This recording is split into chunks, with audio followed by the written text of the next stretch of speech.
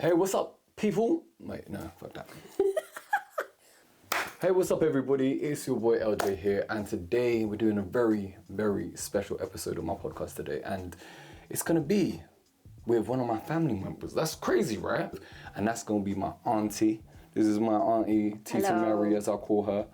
And we have been discussing this for a good couple of months. It's been probably, close to like six months since I mentioned, okay, we should do a podcast. We started noticing things in the last couple of years which have really like opened our eyes in terms of trauma, in terms of our habits, our family, our lives. I think people are gonna relate to and kind of actually resonate with. So yeah, we're gonna run with it. We're just kind of gonna go improv. This is my auntie's first podcast ever being on camera.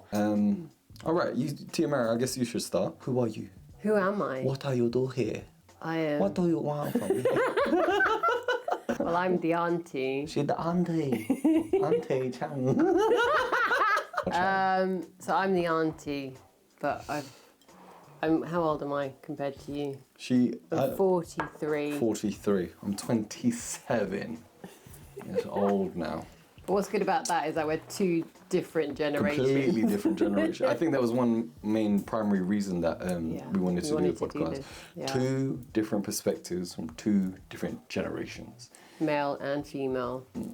And then one with a child. Yeah. One childless and no relationship, you know what I'm saying? Single as well. Yeah, single as well here. Mm-hmm.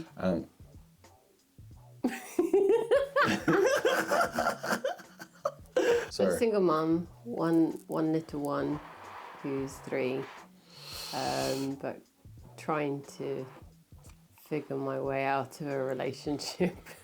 I'm still going through relationship issues right now, which are quite complicated. But I'm not going to get into that. Yeah. But it's really made me think about a lot of things now that I'm kind of middle-aged, and it's made me realise a whole load of things that I should have realised, or I wish I realised in my 20s. So that's another reason why I really wanted to do this podcast with you, is to actually explore what those themes are. And obviously we are both still going through that journey. Yeah, of course. Of trying to figure things out, but to kind of share what we already know, what we've discovered, you know, what difficult things we've been through, but now that we feel like we're on the right path, don't we? And then obviously from my perspective, I'm 27 years old. I'm a young man, like trying, still at home, but trying to figure his way out, trying to get into the career of his choice, trying to start creating more and traveling the world. And what do you think? Yeah, you have to be clear about what it is you want, not what you've seen throughout your whole life, because just because it's familiar doesn't mean it's right for you, doesn't mean that it's good. Just because two people, maybe your parents, your grandparents, or whoever you've seen, have stayed together for donkey's years, doesn't mean that their relationship necessarily is healthy, or the relationship that you want. You really need to ask that question of yourself, and take a step back. And I know that from my previous relationships, I just got into relationships with people because maybe they were there at that time, not necessarily right for you. They weren't necessarily the right person for me. They weren't compatible with me. When I look back and think, okay, actually, what did I want? And I didn't communicate that either. Not only did I not really know, I didn't communicate that. And just being able to say, no, this isn't right for me as well, and just step away. Have boundaries. Just have boundaries, like, yo, this boundaries. Isn't, you know what I'm saying? Yeah. Like, even me, I'm still working on communication. Yeah. Like, Same. that's difficult. It's not easy. It's like, it's hard to confront and give out a no. And that's the thing. I think especially for us, because we've never really had to see that, like, or say, we haven't seen these. We haven't seen somebody. Say no. Say no. Yeah. And cut it off.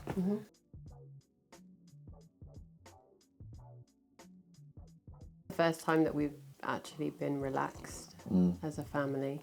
But like, it took a while to like decompress from here. Especially since both me and Grandma haven't been on holiday for a long time. It took a while for us just to relax. Yeah, you guys are just sleeping for a while. But also relax and just kind of shake out your muscles and just be calm. And it was such a moment of like really getting to feel what you've been missing out on.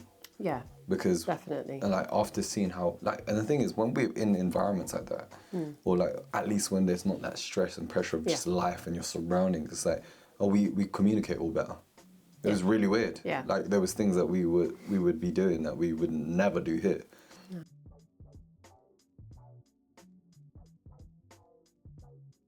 That shows what's in your mind when you hoard things. You're just retaining crap, and you're not letting anything go.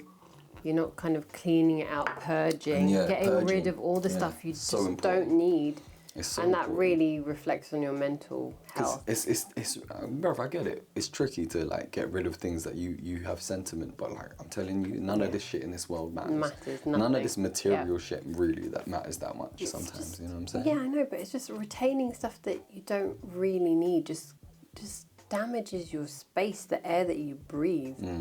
You know, and I just don't understand why anyone would need to keep all of this stuff that you've never used in like 10 years, 20 years. There's no need to keep it. Just get rid of stuff. You'll feel better. You'll feel better because you just don't have to deal with it. Worry about it. Yeah. And then a lot of the time it goes out of like you forget about it anyway. So you pile up one more and one more and then one more and it's just like now you've got a freaking 20 chairs. Oh yeah, you got 20 chairs. You've got a computer from 2001 that don't even turn on anymore. But you know what? It's like it's just there. It's what I paid a lot of money for this. Yeah. Oh God. You know what I'm saying? I paid a lot of money. Yeah. Encyclopedia Britannicas that were in fashion like 40 years ago. Yeah. That everybody paid like £1,000, which was extortionate because they were sold by door-to-door salesmen. Damn. But Grandma keeps those. I'm like, she's like, oh, that's worth a lot of money. I said, everything is on the internet, Mum. No one is going to buy that. And if they were to buy it, it'd have to be in pristine condition. And that is... It's baggage. That's what it is. Baggage. Emotional baggage. Emotional baggage. Because they can't let go of something that doesn't have any value in this current day for them. But it has value to them. It has value, but it's like in their mind, it's like when they were younger, it stuck. It's like a bookmark. I paid for that. But the thing is, they don't realize that when you get rid of it, that bookmark doesn't have any relevancy anymore. Yeah. But they want it to have relevancy, which is the weird thing, because it doesn't make them feel comfort now. It made them feel comfort then. Yeah. And that's being able to realize that what your comfort is now is not the same as it was back then. Yeah. And you have to let go of certain things.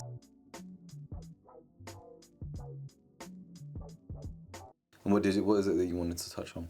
I think talking more about our backgrounds in terms of our my parents, your grandparents, and also some of the relationships that we've seen and how that's affected us. Like trauma. So basically, trauma. And then talking about how we've dealt with that in our own relationships and what we've discovered. Go through that. Yeah. The topics that I think we should touch on is like, you know, the trauma that we've seen, not just to ourselves but to our family members. Yeah. And also like, you know, what future prospects we want and like rediscovering. There's one that I was touching which was like rejection goes to reflection goes to redirection. Oh, I like that. And then so I think one of those we're gonna touch on that. We're gonna touch on a few more different things. I think there's plenty of topics that we've got lined up in terms of what we're doing. But guys, I'm gonna wrap it up there. Thank you so much for tuning in and watching this, and I hope you liked that first episode of our podcast. Let us know if you do. Let us know if you do. And if it resonates. If it touches anything that you guys are aware of. But yeah. All right, people. Thank you so much for tuning in. It's your boy LJ here, and what's your name? Who are you? Tita Mary. Tita Mary. Okay. All right. Cheers. Thank you so much. All right. On the next one.